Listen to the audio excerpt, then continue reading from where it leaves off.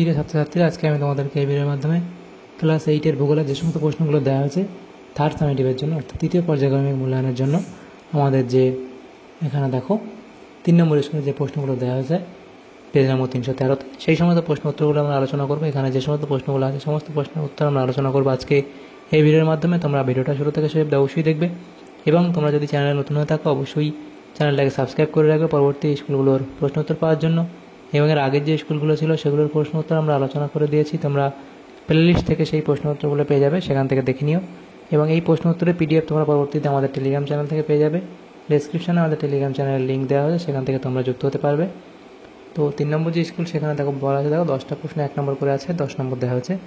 1-এর দাগে কী বলা হয়েছে দেখো, যে সঠিক উত্তরটি নির্বাচন করে লেখো 1-এর দাগের 1, সেটা এখানে বলা হয়েছে। যে এখানে প্রথম যেটা প্রশ্ন সেটা বলা হয়েছে ভূত্বক ও গুরুমণ্ডলের মাঝে আছে, ভূত্বক ও গুরুমণ্ডলের মাঝে আছে কোনটা? সেটা হবে মোহ বিযুক্তি রেখা, অপশান এ। এরপরে প্রশ্ন শিলা স্তরে খনিজ তেলের ওপরের স্তরে পাওয়া যায় প্রাকৃতিক গ্যাস, অপশান সি। এরপরে আছে জলকণা ও তুষারকণার আংশিক মিশ্রিত রূপ হলো, এটা হবে স্লিট, অপশান ডি। এরপরে প্রশ্ন পৃথিবীর শ্রেষ্ঠ চলচ্চিত্র শিল্প গড়ে উঠেছে, সেটা হবে ভূমধ্যসাগরীয় জলবায়ু অঞ্চলে। এরপরে অপশান ডি হবে। এরপরে 5 দাগের প্রশ্ন কী বলা হয়েছে দেখো, সেটা হচ্ছে এখানে দেখো, সেটা হচ্ছে যে ওশিয়ানিয়া মহাদেশের সর্বোচ্চ শৃঙ্গ হলো। তাহলে ওশিয়ানিয়া মহাদেশের সর্বোচ্চ শৃঙ্গ কোনটা? সেটা হবে এখানে অপশানে, অর্থাৎ মাউন্ট উইলহেলম। এরপরে অস্ট্রেলিয়ার ক্রান্তীয় তৃণভূমি কী নামে পরিচিত? সেটা হবে ডাউন্স নামে পরিচিত, অপশান এ। এরপরে আছে আর্থ সামিট সম্মেলনটি অনুষ্ঠিত হয় 1992 সালে, অপশান এখানে তোমাদের বি হবে সঠিক উত্তর। এরপরে প্রশ্ন পৃথিবীর অধিকাংশ জীবন্ত আগ্নেয়গিরি অবস্থিত, এটা হবে প্রশান্ত মহাসাগরে, অপশান এ। এরপরে ক্যারিবিয়ান সাগরে সৃষ্ট ঘূর্ণবাত কী নামে পরিচিত? সেটা হবে হ্যারিকেন, অপশান বি। এরপরে আছে যেটা পৃথিবীর শ্রেষ্ঠ ময়দা উৎপাদক কেন্দ্র হলো, সেটা হবে এটা হবে বাফেলো, অপশান বি। তাহলে এমসিকিউটার যে প্রশ্নগুলো ছিল সেগুলো হলো। এরপরের যে প্রশ্নগুলো আছে দেখো, 2 দাগের প্রশ্ন বলা আছে দেখো, নিচের বিবৃতিগুলি শুদ্ধ অশুদ্ধ লেখো যে কোনো 5টি। প্রথম প্রশ্ন ভূমধ্যসাগরীয় অঞ্চলে মৌসুমী বায়ুর প্রভাবে শীতকালে বৃষ্টিপাত হয়, এটা ভুল বলা হয়েছে। নেক্সট প্রশ্ন এস্কিমোদের গোলাকার বরফ দিয়ে তৈরি ঘরকে ইগলু বলা হয়, এটা এখানে শুদ্ধ বলা হয়েছে। এরপরে হো লাভা অত্যন্ত পাতলা হয়, এটা ঠিক বলা হয়েছে। নেক্সট প্রশ্ন কি তাউপো হলো নিউজিল্যান্ডের বৃহত্তম হিমবাহ সৃষ্ট হ্রদ, এটা ভুল বলা হয়েছে। এরপরে প্রশ্ন সেটা হলো পৃথিবীর উচ্চতম জলপ্রপাত অঞ্চল ব্রাজিলের উচ্চভূমিতে অবস্থান করছে, এটা এখানে ভুল বলা হয়েছে। এরপরে প্রশ্ন শিরাস মেঘ দুর্যোগপূর্ণ আবহাওয়ার সূচনা করে, এটা এখানে অশুদ্ধ বলা হয়েছে। এরপরের যে প্রশ্নগুলো আছে দেখো, সেখানে কি বলা হয়েছে, শূন্যস্থান পূরণ করতে দেওয়া আছে 3-এর দাগে। প্রথম প্রশ্ন পশ্চিমা বায়ু ও মেরু বায়ু মিলিত হয় ড্যাশ ঘূর্ণবাত সৃষ্টির আগে, তাহলে লিখবে নাতিশীতোষ্ণ ঘূর্ণবাত সৃষ্টির আগে, তাহলে হবে নাতিশীতোষ্ণ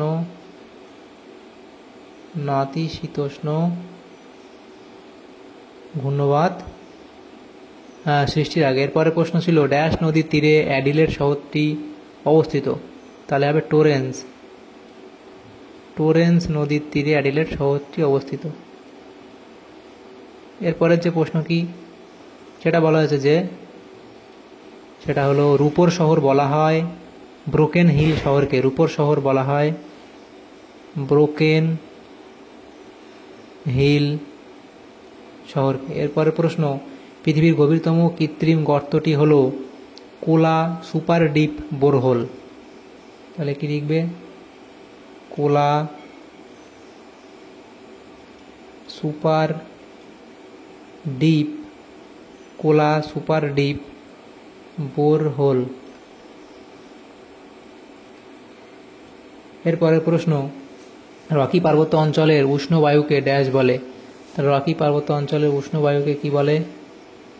চিনুক বলে। এরপরে WHO রিপোর্ট অনুসারে G20 দেশগুলির সবচেয়ে দূষিত 20টি শহরের মধ্যে ড্যাশটি ভারতে অবস্থিত, তাহলে হবে 13টি। এরপরের যে প্রশ্নগুলো দেখো 4-এর দাগে নিচের প্রশ্নগুলো অতি সংক্ষেপে উত্তর দাও। প্রথম প্রশ্ন কি আছে, প্যানজিয়া কি? তাহলে প্যানজিয়া সম্পর্কে লিখবে। এরপরে কোন প্রকার মেঘ বাম্পি ক্লাউড নামে পরিচিত? লিখবে স্ট্র্যাটো কিউমুলাস। তাহলে এই মেঘকে কেন এখানে বাম্পি ক্লাউড বলা হয় সেটা এখানে লিখবে। এই শুধু এই নামটা লিখলেও হবে। এরপরে আছে কি টিউপিক কি, তাহলে টিউপিক সম্পর্কে অবধি লিখবে। এরপরে পলিনেশিয়া বলতে কী বোঝো, তাহলে পলিনেশিয়া কি সেটা লিখবে। এরপরে অ্যাম্পিবোলাইট কোন শিলার রূপান্তর এবং কোন দুটি হ্রদের মাঝে নায়াগ্রা জলপ্রপাত অবস্থিত। এর পরের প্রশ্নগুলো ছিল 5 দাগের প্রশ্ন। এখানে বাম দিকের সঙ্গে ডান দিক মেলাতে বলা হয়েছে। তো প্রথমে যেটা দেওয়া হয়েছে দেখো, সেটা হচ্ছে কি এস্টেনশিয়া। তাহলে এস্টেনশিয়াটা কোনটার সাথে মিলবে, সেটা এখানে তোমাদের মিলবে পশু খামার। সি পরিবেশের অবনমন, সেটা এখানে মিলবে। ডি জলাভূমি ভরাট। তারপর বৃষ্টিপাত মাপক যন্ত্র, তাহলে সেটা হবে রেনগজ, অপশান এ। এরপরে ডাউন্স, তাহলে ডাউন্সটা হবে অপশান ই, এটা হবে মারডালিং অববাহিকা। এরপর চুনাপাথরের গুহা, সেটা হবে কাস্ট ভূমিরূপ। এভাবে মিলিয়ে নেবে। এরপর 6 দাগে যে প্রশ্নগুলো, নিচের প্রশ্নগুলি সংক্ষিপ্ত উত্তর দাও। এখানে 2 নম্বর করে দেওয়া, 4টে প্রশ্ন উত্তর করতে হবে, 8 নম্বর দেওয়া হচ্ছে। তো এখানে 6টা প্রশ্ন দেওয়া আছে, সমস্ত প্রশ্নের উত্তর আমরা আলোচনা করব। প্রথম প্রশ্ন, অ্যাস্ট্রোস্ফিয়ার কি, তার সংজ্ঞা বৈশিষ্ট্য তোমরা দেবে। এটা উষ্ণতা নয়, এটা স্পেলিং ঠিক করবে, উষ্ণতা। এরপরে প্রশ্ন ছিল ক্যানোপি বলতে কী বোঝায়, এবার প্রভাব লিখবে। এরপরে পরিবেশ দূষণ অবনমনের মধ্যে পার্থক্য লেখো, তাহলে পরিবেশের অবনমন ও পরিবেশ দূষণের মধ্যে পার্থক্য এখানে দেওয়া আছে, লিখে নেবে। এরপরের যে প্রশ্নগুলো আছে দেখো, 4 দাগের প্রশ্ন, সেখানে বলা হয়েছে জীবাশ্ম কাকে বলে, সংজ্ঞা এবং উৎপত্তি তোমরা এখানে লিখবে, জীবাশ্ম কাকে বলে। এরপরে ছিল প্রশ্ন স্থিতিশীল উন্নয়ন কাকে বলে। এরপরে শিকাগোকে পৃথিবীর কসাইখানা বলা হয় কেন। তারপরে প্রশ্নগুলো দেখো, 7 দাগে বলা আছে নিচের প্রশ্নগুলির সংক্ষিপ্ত ব্যাখ্যামূলক উত্তর দাও। চেরাপুঞ্জি ও শিলং এর মধ্যে দূরত্ব 56 কিমি হওয়া সত্ত্বেও বৃষ্টিপাতের পরিমাণে তারতম্য হয় কেন, এটা লিখবে। এরপরের প্রশ্ন, ভূমিকম্পের 3টি কারণ উল্লেখ করো। প্রাকৃতিক কারণের মধ্যে তোমরা এগুলো লিখতে পারো। এরপরে কৃত্রিম কারণ লিখবে। এরপরের প্রশ্ন কি, পৃথিবীর রুটির ঝুড়ি কাকে বলা হয় এবং কেন, তাহলে এটা লিখবে। পৃথিবীর উত্তর আমেরিকার প্রেরি অঞ্চলকে পৃথিবীর রুটির ঝুড়ি বলে এবং কারণ এখানে 3টে কারণ দেওয়া আছে, লিখে নেবে। এরপরের প্রশ্ন কি আছে দেখো, এখানে দেখো, তাহলে 3টে হলো, 3 দাগের অবধি হয়ে গেল, 3 দাগের হয়ে গেল। তারপর 4 দাগের প্রশ্ন, সেটা বলা আছে দেখো এখানে, যে কানাডা কাস্ট ও কাগজ শিল্প উন্নত কেন, তাহলে এই কাঁচামালের সুবিধা, সুলভ পরিবহন, উন্নত প্রযুক্তি, অন্যান্য কারণ। এরপরে জনসংখ্যা বৃদ্ধির ফলে পরিবেশে কীরূপ ক্ষয়ক্ষতি হয়, এই পয়েন্টগুলো এখানে তোমরা করবে। এরপরে প্রশ্ন আছে দেখো, তুন্দ্রা অঞ্চলের 3টি সাম্প্রতিক পরিবর্তন উল্লেখ করো, তাহলে এই পয়েন্টগুলো তোমরা এখানে লিখে দেবে। এরপরের প্রশ্নগুলো দেখো, 8 দাগে যে কোনো 3টি প্রশ্নের উত্তর দাও, 5 নম্বর করে দেওয়া হয়েছে। প্রথম প্রশ্ন, মৌসুমী জলবায়ু ও ভূমধ্যসাগরীয় জলবায়ুর মধ্যে পার্থক্য করবে। এরপরে বায়ুচাপ বলয়ের সঙ্গে পশ্চিমা বায়ুর সম্পর্ক চিত্রসহ সংক্ষেপে ব্যাখ্যা করো। পশ্চিমা বায়ুর সঙ্গে বায়ুচাপ বলয়ের সম্পর্ক। মারডালিং অববাহিকায় কৃষি ও পশুপালনের উন্নতির কারণগুলি সংক্ষেপে আলোচনা করো, তাহলে কৃষিতে উন্নতির কারণ, বিস্তৃত সমতল ভূমি, উর্বর পলিমাটি, জলসেচের সুবিধা, আধুনিক কৃষি পদ্ধতি, অনুকূল জলবায়ু বা অন্যান্য কারণ। এবং পশুপালন উন্নতির কারণটা এখান থেকে শুরু করে তোমরা লিখবে। যে প্রাকৃতিক কারণ, তার মধ্যে বিস্তীর্ণ তৃণভূমি, বিস্তীর্ণ চারণক্ষেত্র, নাতিশীতোষ্ণ জলবায়ু, ঠিক করে নাতিশীতোষ্ণ জলবায়ু। অর্থনৈতিক কারণ লিখবে, জমির ওপর জনসংখ্যার চাপ কম এবং চাহিদা ও বাজার। এরপরের প্রশ্নগুলো দেখো, 4 দাগের, চিত্রসহ পৃথিবীর অভ্যন্তর ভাগের বিবরণ সংক্ষেপে দাও, বই থেকে এঁকে নিও, এটা আমরা লিখেছি। দেখো ভূত্বক, গুরুমণ্ডল, কেন্দ্রমণ্ডল এগুলো ভাগ করে এগুলো লিখবে। এরপরে প্রশ্ন ছিল 5 দাগের প্রশ্ন, তাহলে 5 দাগের প্রশ্নতে কী বলা হয়েছে, উত্তর আমেরিকার হ্রদ অঞ্চল শিল্প উন্নত কেন, ভৌগোলিক অবস্থান, তারপরে পশুজাত ও বনজাত কাঁচামাল, রাসায়নিক দ্রব্যের প্রাচুর্য, জলবায়ু, পর্যাপ্ত বিদ্যুৎ, উন্নত পরিবহন, নদী ও হ্রদের জল, মূলধন, শ্রমিক ও বাজার, প্রযুক্তিবিদ্যা, সরকারি পৃষ্ঠপোষকতা ও বন্দরের নৈকট্য। এই পয়েন্টগুলো করে তোমরা এত অবধি লিখবে, তাহলে এই প্রশ্ন উত্তর হয়ে যাবে।